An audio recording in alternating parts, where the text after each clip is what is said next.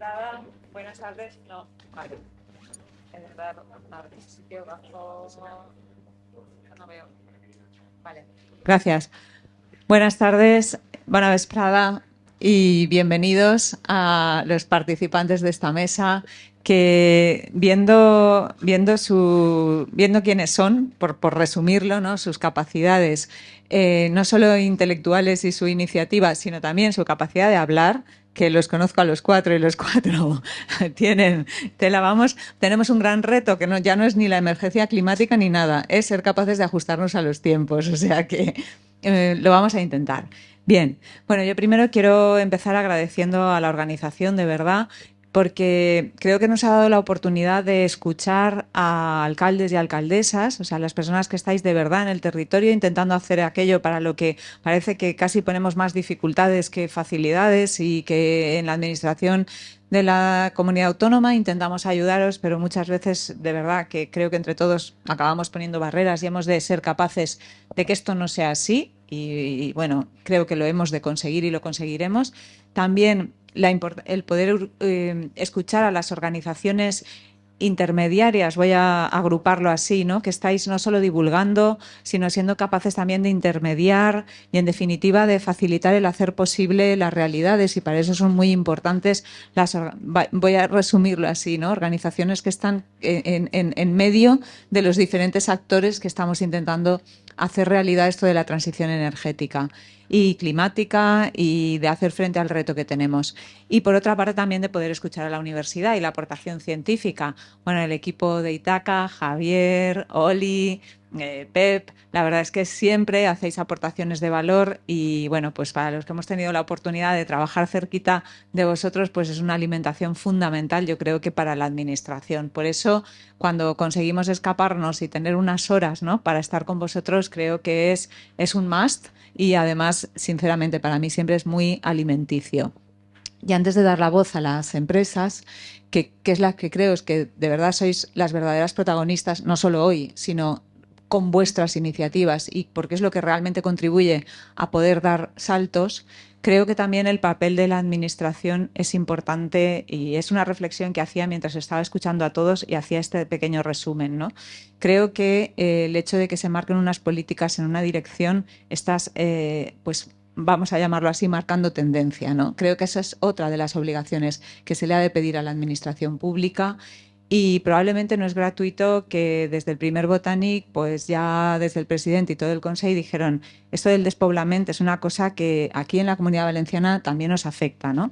Yo os confieso que para aquellos urbanitas o para aquellos que hemos vivido en la costa durante toda nuestra vida, pues y que solo hemos admirado, ¿no?, el interior cuando disfrutamos del monte, cuando queremos todo esto, es muy importante que haya una acción política que dice, no, esta es una prioridad a la que hay que prestar atención. La Agencia Antidespoblament es un ejemplo, es una forma de hacer esto realidad y muchas otras actuaciones que no voy ahora a desplegar aquí, ¿no? Pero creo que es importante esto, creo que es importante que se haya puesto también como prioridad la transición energética y que se haya hablado y que desde el también, y yo estaba ahí en modelo económico, también hayamos tratado de transformar el modelo económico y que esa transformación estaba basada en la sostenibilidad, en un modelo económico sostenible y siempre desde tres vertientes, social, económica y medioambiental.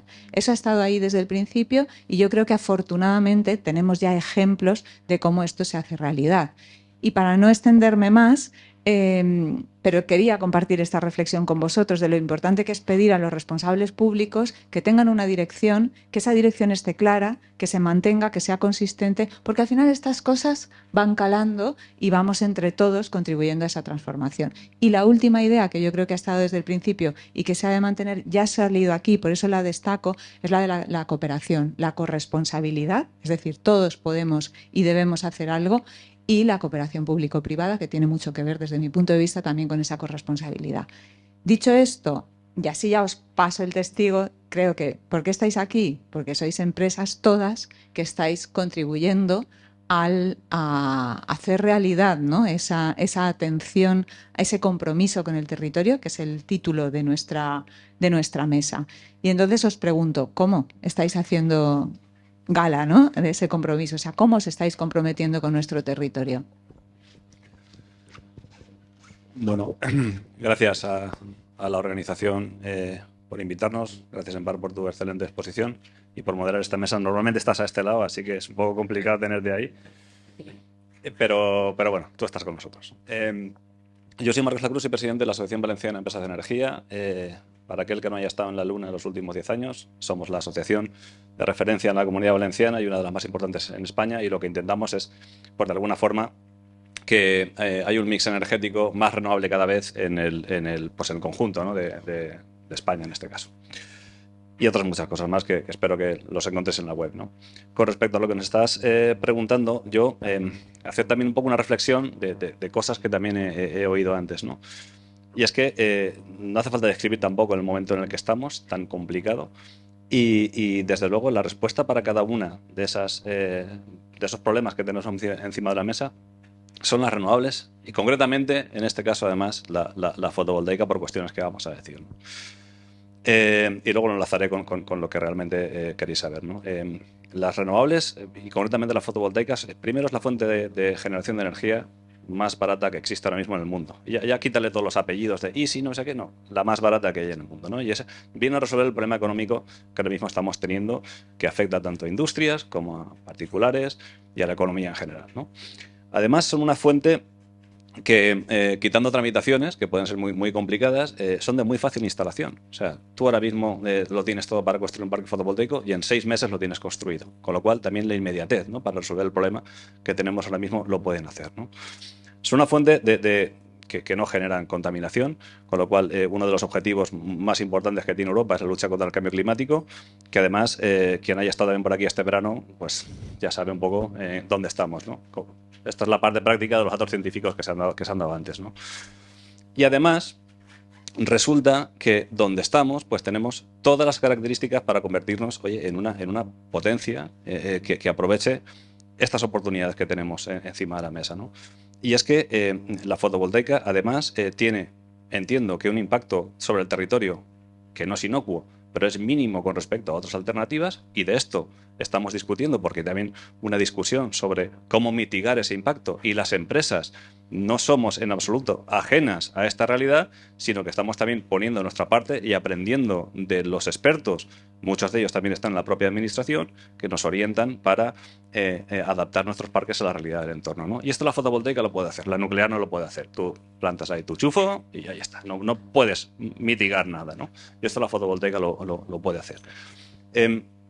Con todo esto adaptado al territorio, además podemos contribuimos también mucho a la economía local, porque son inversiones que se están haciendo en zonas que normalmente están económicamente o deprimidas o en desventaja con respecto a otros territorios, ¿no? Entonces podemos llevar una industria puntera, inocua, a zonas despobladas. Y esto es una oportunidad que tenemos que aprovechar todos, empresas, ayuntamientos y ciudadanos, de poder llevar todas estas bondades a territorios que además lo están necesitando, ¿no? Entonces, la energía fotovoltaica en este caso es transformadora y solucionadora de muchos de los problemas que tenemos, pero además también yo creo que es una grandísima oportunidad para los territorios. Y yo voy a completar y decir que además Abaesen representa a, yo diría, un pool de empresas lideradas por personas que hace 20 años aproximadamente, no voy a decir más para que no os sintáis tan mayores, pero que salieron de nuestras universidades públicas, que fueron formados aquí, que creyeron en las renovables y que tuvieron que irse fuera de España porque España era un erial para todo esto, ¿no? Y que ahora pues tenéis ganas de contribuir con vuestras iniciativas al territorio. Tony. Bueno, la pregunta es curiosa, ¿no? ¿Qué hacéis por el territorio? A ver, los proyectos, sí, a Antoni Llorens, soy el consejero delegado de Energy, que es una de las empresas promotoras de energía renovable aquí en la Comunidad Valenciana. Por número de megavatios autorizados para poderlos conectar a la red, pues la primera en este momento. Cambiará seguramente, pero porque cuando las grandes entren, pues seguramente pues tendrán más presencia, pero fuimos de los primeros que empezamos con las tan denostadas macroplantas, porque había capacidad de conexión en la red de transporte y pensábamos que era una oportunidad. Cuando las grandes entren, pues seguramente dejaremos de ser la primera, pero de momento lo somos, ¿no? La pregunta que nos hacía Empar era ¿qué hacemos por el territorio, ¿no? Pues queriendo ser un poco políticamente incorrecto, de momento nada.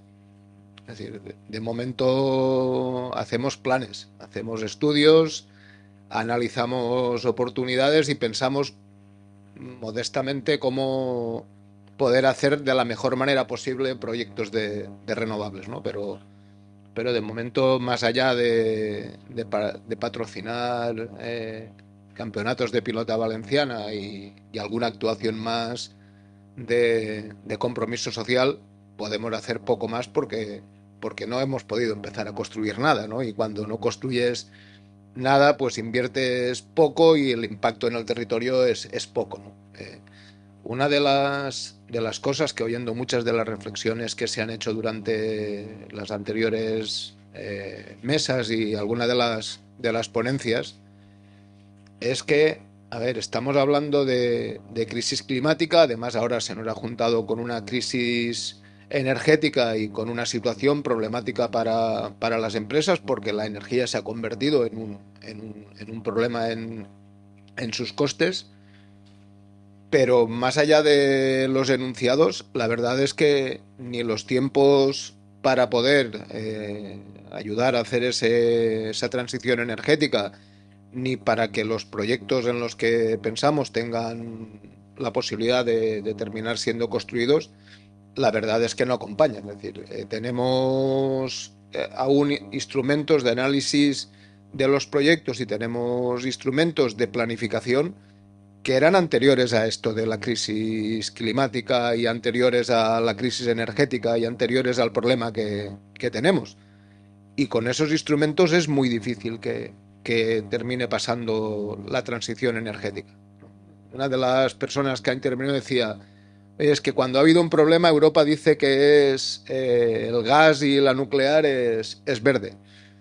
Es que gas en España tenemos 23.000 megavatios produciendo 8.000 horas al año que han pasado en muy poco tiempo. Es decir, si analizamos el tiempo que decidimos o que decidieron utilizar el gas natural y el tiempo que hemos tardado en empezar a poderlo utilizar, con regasificadoras, con gaseoductos, con ciclos combinados, con cogeneraciones, son muy pocos años, muy poco tiempo. Pero se tomaron decisiones, se planificó y pasó.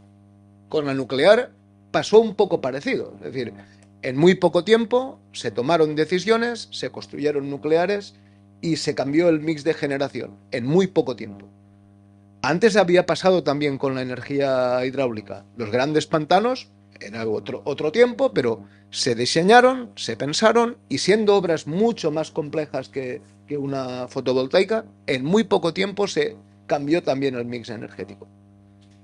En las renovables, pues llevamos tiempo y tiempo y tiempo. A nosotros nos afecta, como anécdota, una línea que hay en la provincia de Castellón, la Morella-La Plana, ¿no? Que es imprescindible para que La Plana, que hemos visto que es uno de los grandes sumideros de energía y un gran emisor de CO2, porque está ahí concentrada la industria, nos comentan que sin esta línea pueden haber problemas de suministro y es imprescindible que la tengamos, y ahora para las renovables también es imprescindible porque sin ella no podemos conectar nuestros proyectos. Se lleva tramitando 16 años. Emergencia y 16 años es incompatible. Es decir, o es mentira una cosa o no puede ser verdad la otra. Es decir, o cambiamos los instrumentos, empezamos a planificar y tomamos decisiones, o después no digamos que nuestros objetivos son los que sean, ¿no? Porque serán imposibles. O sea, pequeñas o grandes plantas, tenemos la red que tenemos. O planificamos un nuevo sistema de redes, un nuevo sistema energético y intervenimos, o nada pasará. Nosotros tendremos la satisfacción de pensar mejores proyectos, tendremos la satisfacción de estar en empresas en las que creemos y pensamos que estamos apostando por el buen camino, pero tendremos que seguir patrocinando la pilota valenciana, porque de la verdad no pasará nada. Javier, yo no os presento, os presentáis vosotros. Muchas gracias. Mi nombre es Javier Cervera, el director de Transición Energética de Balearia. Gracias por la invitación a la agencia y encantado de estar aquí en la que ha sido mi casa como estudiante, la Politécnica de Valencia. A la pregunta de qué hacemos en el territorio, pues nosotros comunicamos los territorios, con lo cual somos un poco tangenciales a lo que sucede en el territorio. Los conectamos y nuestra actividad principal no ocurre dentro del territorio, sino que ocurre en el mar, ¿no? Como naviera conectamos territorios que son de difícil conexión por otros medios. Viajar en un ferry de Balearia emite 10 veces menos por pasajero que coger un avión a Mallorca, por ejemplo, ¿no? Transportar un camión de los centenares que transportamos cada día a las islas no tiene alternativa, hoy por hoy, obviamente, salvo que a un gran helicóptero Apache de esto se llevará camión en camión a la isla, ¿no? Nosotros conectamos. Hacemos muchas cosas también en el territorio y los 17 ODS actuamos sobre muchos de ellos. Yo voy a hablar del de energía, que es el que me toca, ¿no? Nosotros, tened en cuenta que el transporte marítimo en general es el 3% de las emisiones mundiales, pero es el transporte más eficiente en tonelada y milla recorrida o kilómetro recorrido, ¿no? Hoy por hoy. El 90% de todo lo que se mueve a nivel mundial se hace por el transporte marítimo. Pero tenemos que descarbonizarnos porque somos el 3%. Balearia, ¿qué ha hecho desde hace ya prácticamente unos 10 años? Apostar por el combustible. Tened en cuenta que el 99% del combustible que utilizamos en el sector marítimo es derivado del petróleo y además no es el petróleo más limpio, aunque en parte se utiliza mucho diésel. Nosotros hemos apostado por un combustible de transición, que también es fósil, como el gas natural, para coger la transición a intentar ir a combustibles de forma más rápida que sean neutros en emisiones, ¿no? Hemos conseguido una reducción de emisiones de carbono del 23% respecto al resto de flota. Os he dicho que el 99% de la flota mundial es de petróleo, casi un 1% todavía no es de gas natural. En el Mediterráneo, que es donde nosotros principalmente trabajamos, todos los barcos son de petróleo, menos los 9 de Balearia, ¿no? De línea regular. Hay algún crucero que de vez en cuando se mueve con gas natural por el Mediterráneo. ¿Qué nos ha permitido esta tecnología? Pues como ha enseñado Elvira al principio, pues un barco, hicimos la primera experiencia a nivel mundial de un trayecto 100% con biometano, ¿no? Que es el biogás refinado y con gestión del residuo. El residuo es el 6% de las emisiones del mundo, la gestión del residuo, o sea, el doble que el transporte marítimo. Y nosotros con esta tecnología nos permite actuar sobre el problema también de la gestión del residuo. Pero queremos ir un poquito más allá. Hoy, casualmente, esta tarde en Vigo, me encantaría estar allí, pero prefiero estar aquí, votamos un barco puro eléctrico, híbrido, va a tener ya baterías para poder acumular energía eléctrica y va a tener de momento unos motores auxiliares que serán diésel para acabar de darle toda la energía necesaria para hacer la ruta Ibiza-Formentera. Pero va a tener también en breve una pila de combustible de hidrógeno, ¿vale? Para que una parte de la energía que cargamos esas baterías sea mediante el uso del hidrógeno. Pero tenemos que actuar en el territorio. Yo voy a atracar en Ibiza y en Formentera y acabo de mirarlo ahora mismo, el 100% de la energía generada en Ibiza es con centrales diésel y el 100% de la energía generada en Formentera es con centrales diésel. Con lo cual, por mucho barco eléctrico que yo haga, si cuando voy a atracarlo en Ibiza y Formentera 5 veces cada día en cada uno de los puertos me enchufo para tirar de una central diésel, es casi más eficiente que lo tenga a bordo en el barco, ¿vale? Con lo cual, forzamos a actuar en el territorio. ¿Qué queremos nosotros? El petróleo, sus derivados y el gas natural. Dependemos en España prácticamente el 100% de dependencia energética exterior. Nosotros queremos alimentar nuestros barcos y hacer nuestra energía con biogás, biometano, y la semana pasada se presentó con tu presencia, Consellería de Medio Ambiente, y también en tu presencia la Consellería de Economía, un plan para hacer una cantidad de biometano a nivel de Comunidad Valenciana muy importante. Si Balearia quiere descarbonizar sus 3 ferries a gas natural en 2030, necesitamos un 20% de biometano, por ejemplo, del que va a generar la Comunidad Valenciana en 2030. Pero queremos conseguir, con tecnología de biogás biometano, para los barcos ya existentes, para los que podamos hibridar electricidad y baterías, energía renovable, por favor, no vayamos a conectarlo a centrales diésel que están en tierra, y trabajar sobre el hidrógeno, por eso estamos en el grupo de trabajo de hidrógeno renovable, y es una tecnología un poco más a medio plazo para el sector naviero, lo dice la Estrategia Europea de Movilidad 2050, pero queremos apostar por el hidrógeno. Lo que queremos es, en territorio, conseguir que se genere la energía que utilizamos en nuestros barcos, que actualmente viene de fuera toda, absolutamente. Tengamos en cuenta que ayer hubo supuestamente terrorismo energético. 2 bombas bombardearon los gasoductos que van de Rusia a Europa. Ayer bombardearon el 25% del suministro de gas, que ahora está parado por el conflicto y la guerra, pero el 25% del suministro de dependencia de Europa. Ayer 2 bombas reventaron los tubos. España tiene tubos de Argelia, presuntamente, lo he dicho al principio. Presuntamente nosotros tenemos uno de Argelia, uno en Marruecos momentáneamente parado, pero tengámoslo en cuenta que el supuesto terrorismo energético puede de forma súbita, como nos pasó con el COVID, cambiarnos la vida de un día para otro, con lo cual todo lo que nos generemos en local, incluso para un sector tan difícil como marítimo, nosotros apostamos por ello. Así es. Bueno, yo no os presento adrede para poder completar lo que decís y que yo sé, ¿no?, de vosotros.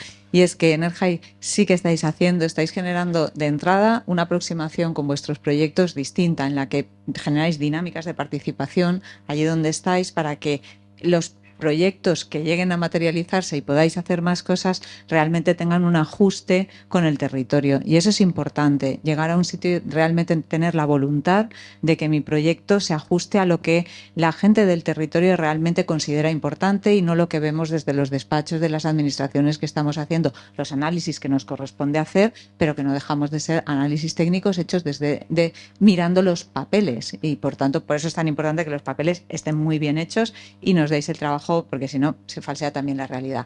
Y en el caso de Balearia yo creo que lo has explicado muy bien, Javier, pero yo creo que hay una cosa que también hacéis muy bien y es hacer un efecto tractor. El ejemplo que has puesto de los muelles de donde atracáis es fundamental, pero también vuestra labor de divulgación y el estar siempre ahí dispuestos a contar lo que hacéis, ¿no? Y además a contarlo no para vacilar de Balearia, sino para que podéis presumir perfectamente, sino para realmente mostrar que es posible y que se puede innovar no solo buscando la eficiencia en coste, sino también complicándose un poquito más la vida, pero contribuyendo a esta transición, ¿no? Y ahora ya, Lalo, tú te presentas directamente porque así yo después aprovecho. Bueno, buenos días a todos. Manuel, gracias por invitarme. Cuando me dijiste de que teóricamente tenía que hablar, pues me alegré porque yo soy un enamorado del territorio. Soy de pueblo, soy de Villar, de los Serranos, una zona pues donde cuando habla Javier o José Vicente pues me veía reflejado. Y mi padre, que yo siempre lo he tenido en un altar y creo que era una persona muy inteligente, decía que primero tienes que estar tú bien, asegurarte que tu familia esté bien, luego que tus trabajadores estén bien y luego que tu comunidad esté bien. Entonces eso es un poco lo que hemos intentado hacer en nuestra compañía. Power es una empresa que fabrica inversores solares, fabrica cargadores para las baterías de los grandes parques y fabrica cargadores de vehículo eléctrico para el tema de movilidad eléctrica. O sea, estamos ahora de moda, pero que dure mucho tiempo. Pero empezamos siendo muy pequeños y empezamos tomando decisiones arriesgadas. Nosotros empezamos en un bajo en Benimaclet y luego nos pasamos al parque tecnológico y luego tomamos una decisión, yo creo que muy acertada, que nos decían que estábamos locos, que fue irnos a Higueruelas a fabricar. ¿Pero cómo te vas a Higueruelas a fabricar? Pues eso está allí en el culo del mundo. Si eso allí... Bueno, pues nos fuimos, llegamos a ser 500 personas en Higueruelas trabajando. Eso a mí me genera mucho orgullo porque esto hay que ponerlo en contexto. En el 2008, una crisis brutal donde la cerámica estaba destrozada. La zona nuestra, tenemos muchas minas de arcilla para la cerámica. Los camiones se paraban. ¿Por qué? Porque no habían pedidos de arcilla. El mueble, llegó IKEA y se cargó el mueble tradicional del interior de los Serranos. Y llegamos en un momento en el que, no sé, no estuvo preparado, pero llegamos en un momento en que ya no había ese trabajo y era muy difícil que en un pueblo como Higueruelas, El Villar, Andilla, Alcublas, fuera ninguna empresa allí a implantarse, porque la verdad es que los únicos locos que nos decían éramos nosotros. Pero bueno, salió bien. Llegamos a ser 500 personas en Higueruelas, luego nos tuvimos que mover a Liria, porque ya era difícil conseguir gente en la comarca y era más difícil conseguir mandos intermedios que quisieran desplazarse 60 kilómetros todos los días y mandos directivos que quisieran vivir en Higueruela. Entonces nos tuvimos que desplazar a Liria y ahora estamos en Liria. Y cuando hablamos de territorio es eso, territorio es generar trabajo donde no lo hay.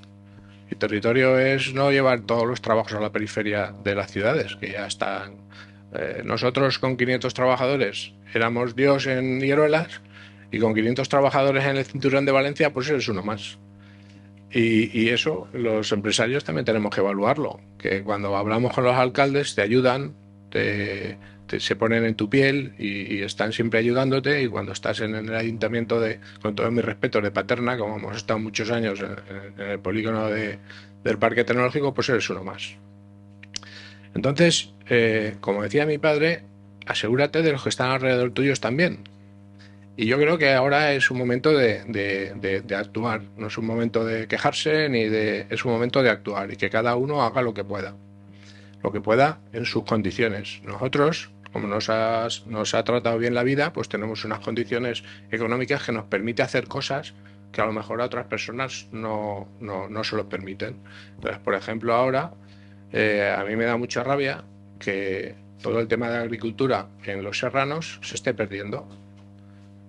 Yo me acuerdo cuando era pequeño que en mi pueblo se recolectaban 9 millones de kilos de uva. 9 millones de kilos de uva es casi lo que se recolecta ahora en el famoso Bierzo, donde hacen unos vinos excelentes. Entonces, si solo en mi pueblo se recogían 9 millones de kilos de uva, mi padre instaló la cooperativa de Alcublas, la cooperativa de Alpuente, la cooperativa de Titaguas, muchas de las cooperativas que hay ahora, ya no hay nada. ¿Qué podemos hacer nosotros para recuperar todo eso? Entonces, en eso es en lo que estamos, porque ya industrialmente poco más vamos a poder hacer por la comarca, pero sí que podemos hacer cosas por la comarca para recuperar un poco la población y que se dedique a lo que se dedicaba antes y se gane la vida. Hace poco estuve en Ribera del Duero, yo estuve con el dueño de Pago Carrovejas y le pregunté cuánto pagaban el kilo de uva. Y me dijeron que pagaban 3 euros el kilo de uva. En la cooperativa Villar están pagando, depende del grado alcohólico, entre 20 y 40 céntimos el kilo de uva. ¿Cómo vamos a conseguir que los jóvenes se queden en Villar si les pagan entre 20, 30 y 40 céntimos el kilo de uva? No les salen los números. Lo que tenemos que hacer, lo que se ha hecho en el Priorato, que en el finales de los 80 habían 4 cooperativas y hoy hay más de 96 bodegas que generan riqueza, que generan turismo de calidad, y eso es lo que tenemos que hacer, pienso que tenemos que hacer en los pueblos del interior. Pero claro, es muy bonito decirlo y muy bonito pedir dinero a las administraciones, pero lo primero que tenemos que hacer, a los que nos ha ido bien y somos de esos territorios, es intentar implantarlo. Entonces ahora lo que estamos haciendo es, compramos una finca, tenemos 200 hectáreas de bosque, que queremos hacer un plan. Bueno, ya lo hemos hecho y nos lo aprobaron la semana pasada, lo cual quiere decir que verano que viene estarán limpios. Esperemos que no haya incendios como hubo al lado de nuestra finca en Calles, porque este año tenemos como objetivo limpiar esas 200 hectáreas de bosque. Pero ¿qué pasa? Que esas 200 hectáreas de bosque en medio tienen unas hectáreas de bosque que son de la Generalitat y no van a estar limpias. Entonces, si yo limpio y la Generalitat no limpia, a lo mejor yo no me quemo, pero lo que está en medio se quema. Entonces, es un poco el trabajar en conjunto, que es lo que piden los ayuntamientos, trabajar en conjunto para que los montes estén limpios, ¿vale? Yo ya no sé si puedo tener cabras o no puedo tener cabras, no lo sé. Yo voy a tener cabras, porque ya he hablado con el único pastor que hay en mi pueblo y va a trabajar con nosotros y vamos a llevar las cabras al monte. Espero que no me las hagan sacar, porque las cabras limpian el monte. Y eso es un poco lo que yo entiendo por trabajar en el territorio e intentar mejorar el territorio. Los que nos ha ido bien económicamente en esta vida, también podemos hacer cosas que ayuden a que la gente joven no se vaya a las ciudades, porque en los pueblos se vive muy bien. Entonces eso es un poco lo que quería decir, que no lo fijemos todos en las administraciones, que no lo fijemos todo en las subvenciones, que, como decían, nos miremos nosotros mismos, veamos lo que podemos hacer y hagámoslo, movámonos. Si no nos movemos, nunca lo haremos. Entonces, eso es básicamente lo que quería transmitir esta mañana. Gracias, Lalo. Yo, igual que he hecho con el resto, digo y completo la presentación, y es que creo que además estáis siempre con esa mirada global, ¿no? Y esa mirada en la que no solo veo lo que estoy haciendo hoy, sino dónde compro mis componentes, cómo los compro, cómo trabajo, cómo hago las cosas, y siempre con ese arraigo al territorio, es decir, somos una empresa valenciana y queremos seguir siendo una empresa valenciana que opera en el mundo, por supuesto que sí, pero con esa mirada hacia el territorio, además de los ejemplos que tú mismo has puesto, ¿no? Bueno, yo creo que yo vuelvo a felicitar a los organizadores porque creo que sois una muestra, ¿no?, de cómo empresas grandes, organizaciones que agrupan a empresas importantes, estáis con una clara orientación a ver qué es lo que pasa en mi territorio y cómo puedo incidir de manera positiva en él. Yo, por respeto un poco a los tiempos y a las agendas que ya tenemos aquí también a la consellera y al rector, bienvenidos, os daría una última palabra rápida a todos en la línea que queráis. ¿Qué creéis que es decisivo, ¿no?, para fijar ese arraigo al territorio y que vuestro impacto tenga un medio o largo plazo, además del corto? Pues la verdad es que también es un gusto que venga Lalo, porque es un ejemplo también de lo que quería materializar. Lo que quería decir yo, él lo materializa, ¿no?, que es lo que de verdad pueden hacer las empresas por el territorio, ¿no? Y a mí me gustaría que la gente supiera que en la Comunidad Valenciana tenemos, desde luego, como referente a Power Electronics, pero también quería que supierais que la primera empresa no japonesa en instalar un parque fotovoltaico en Japón es valenciana y está asociada a Baesen. La primera empresa que hizo parques fotovoltaicos en Chile también es valenciana. La empresa que más fotovoltaica instaló en el año 2019 en Reino Unido es valenciana. O sea, quiero decir, todas esas empresas están aquí, generando empleo aquí, generando riqueza aquí, ¿no?, y contratando gente de aquí. Entonces, ¿qué necesitamos las empresas?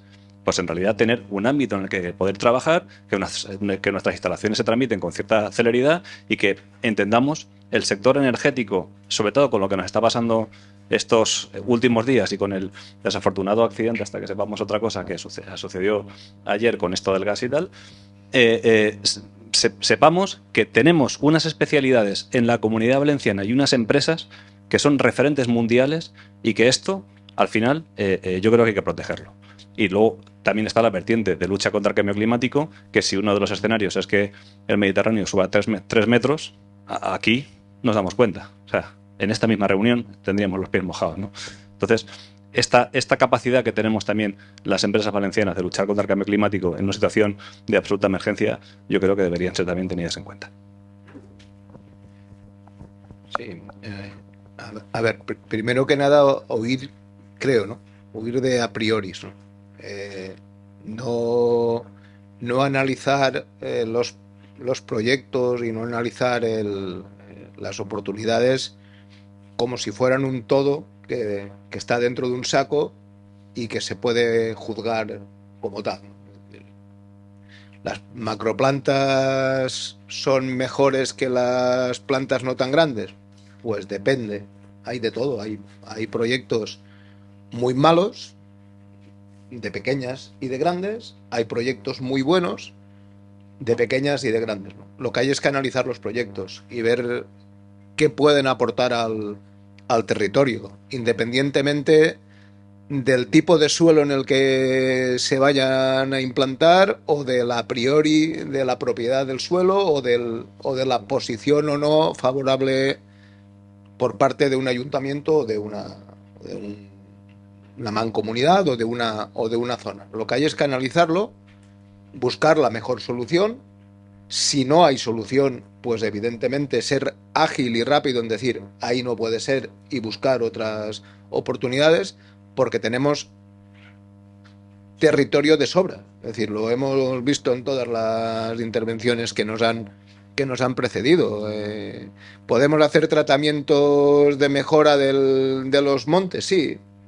¿Podemos hacer inversiones en infraestructura? Nosotros estamos analizando un proyecto en el que hay una posibilidad de invertir en una infraestructura de prevención de incendios, y dentro del conjunto del proyecto el impacto económico es prácticamente nulo.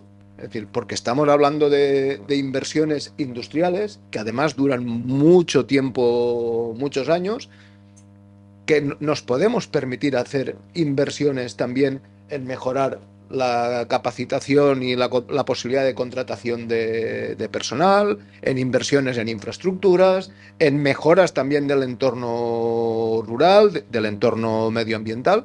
Simplemente lo que hay es que fijar los criterios y ayudar a que los proyectos se mejoren con intervención de todos y con mucha conversación. Es decir, yo lo comentaba en la primera intervención y con esto concluyo. No podemos seguir tramitando los proyectos como cuando esto no era una emergencia.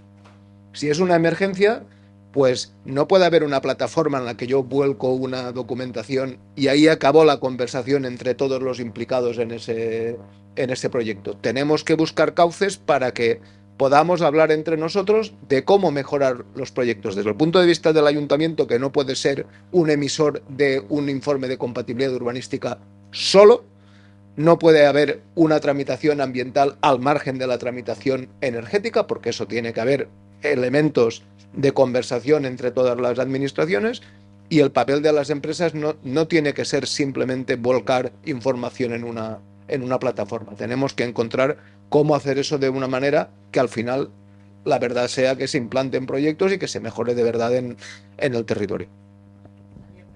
Muy breve. ¿Qué más podemos hacer por el territorio?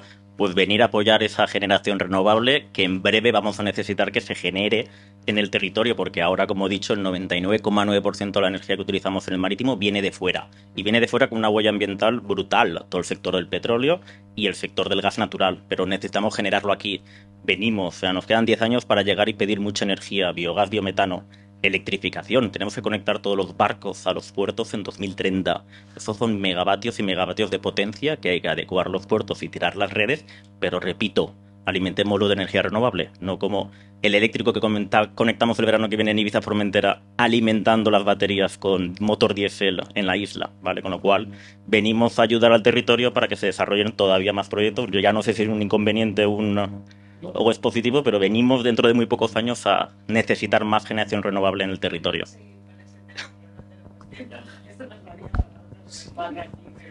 Bueno, yo sigo con mi tema. Yo creo que lo que hay que hacer es primero consumirlo de aquí, luego de un poco más lejos, luego de un poco más lejos y luego ya, si ya no puedes más, te vas a China.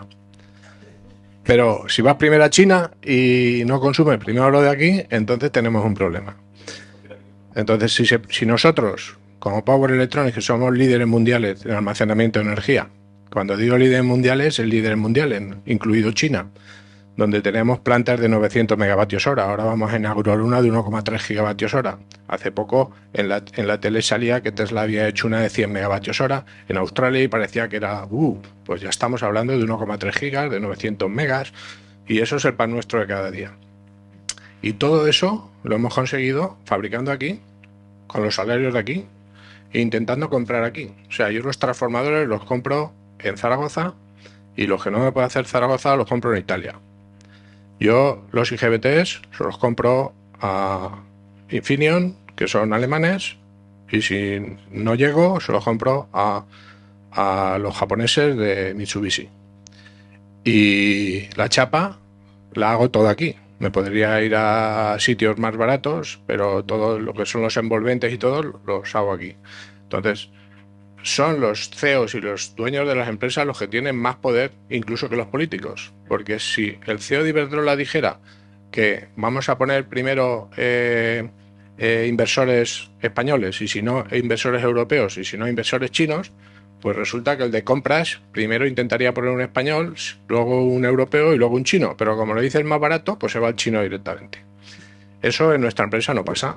El CEO, que es mi hermano David, tiene muy claro, junto con mi hermana Amadeo y conmigo, de que el producto tenemos que comprarlo en los sitios donde tenemos la misma cultura y los mismos costes.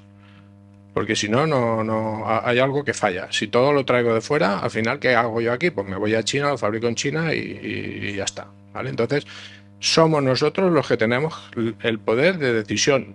Luego, si nos ayudan los políticos, pues mejor que mejor. Si ponen tasas, pues mejor que mejor. Pero qué mayor tasa que decir que yo no compro un transformador en China. Tiene una tasa del 100%, porque no lo voy a comprar ninguno.